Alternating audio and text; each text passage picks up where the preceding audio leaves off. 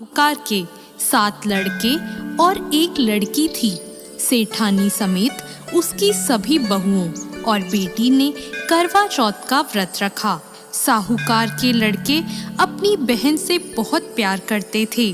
साहूकार के लड़के जब भोजन करने लगे तो उन्होंने अपनी बहन से भोजन के लिए कहा। इस पर उनकी बहन ने जवाब दिया, भाई अभी चांद नहीं निकला है, चांद निकलने पर उसे अर्घ देकर ही मैं भोजन करूंगी। बहन की बात सुनकर भाइयों ने नगर के बाहर जाकर एक पहाड़ी पर अग्नि जला दी और छलनी ले जाकर उसमें से प्रकाश दिखाते हुए अपनी बहन से बोले, बहन चांद निकल आया है, अर्घ देकर भोजन कर लो। साहूकार की बेटी ने अपनी भाभियों से कहा, भाभी देखो चांद निकल आया है, आप भी अर्घ देकर भोजन कर लो। ननद की बात सुनकर भाभियां बोली, बाईसा ये तो आपका चांद है, हमारा चांद आने में अभी समय है। वह भूख से व्याकुल थी। वह चांद को अर्घ देकर भोजन करने बैठ गई। जैसे ही उसने पहला घास खाया उसे छींक आ गई। दूसरा घास खाते ही उसमें बाल निकल आया और तीसरा घास अभी खाने ही वाली थी कि उसके ससुराल से बुलावा आ गया कि पति बीमार है और जिस भी हाल में हो तुरंत ससुराल पहुँचे। उसे विदा करने के लिए माँ ने जब बक्से से कपड़े निकाले तो काले कपड़े मिले। दूसरी बार सभी कपड़े सफेद निकले। बेटी बोली, माँ तुम रहने दो, मैं चली जाती हूँ। माँ घबराकर बेटी से बोली, बेटी रास्ते में जो भी छोटा बड़ा कोई भी मिले सबके पैर पड़ती जाना। जो भी बूढ़ सुहागन होने का आशीर्वाद दे तो वहीं अपने पल्ले में गांठ बांध लेना। बेटी बोली, ठीक है, और वह अपने ससुराल के लिए चल दी। रास्ते में उसे जो भी मिला वो सबके पांव छूती गई। सबने सुखी रहो, पियर का सुख देखो, खुश रहो का आशीर्वाद दिया। ऐसे वह अपने ससुराल पहुंच गई। ससुराल के दरवाजे पर छोटी ननद खेल रही थी। जब उसके पांव छुए तो उसने आशीर्वाद दिया, सदा सौभाग्यवती रहो, पुत्रवती रहो और बूढ़ सुहागन हो। यह सुनते ही उसने अपने पल्ले से गांठ बांध ली।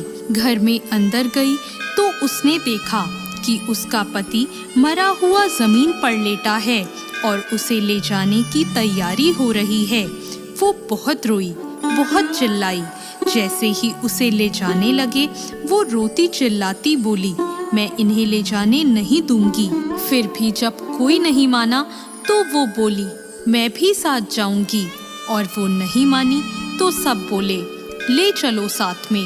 जब पति को जलाने का समय आया तो वो बोली, मैं इन्हें जलाने भी नहीं दूंगी।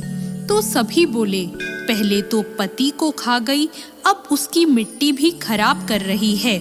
लेकिन वो नहीं मानी। गांव के और परिवार के सभी बड़े लोगों ने यह निर्णय किया कि इसे यहीं रहने दो, इसके लिए एक झोपड़ी बनवा दो। वो वहाँ अपने पति को लेकर रहने लगी। वो पति की साफ सफाई करती और उसके पास बैठी रहती।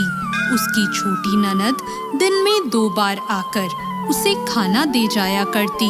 वह हर चौथ का व्रत करती, चांद को अर्घ देती, जोत देखती और चौथ माता आती तो चौथ माता कहती, करवोले करवोले, भाइयों की प्यारी बहन करवोले, घड़ी बुखारी करवोले। तो वह चौथ माता से अपने पति के प्राण मांगती। पर चौथ माता उसे कहती कि जब हमसे बड़ी चौथ आएगी तो उससे अपने पति के प्राण मांगना। ऐसा करते करते सभी चौथ आई और सभी यही कहकर चली गई। अश्विन की चौथ बोली, तुझसे कार्तिक की करवा चौथ माता नाराज है, वो ही तेरा सुहाग लौटाएंगी। जब वो आएंगी तो उनके पैर मत छोड़ना।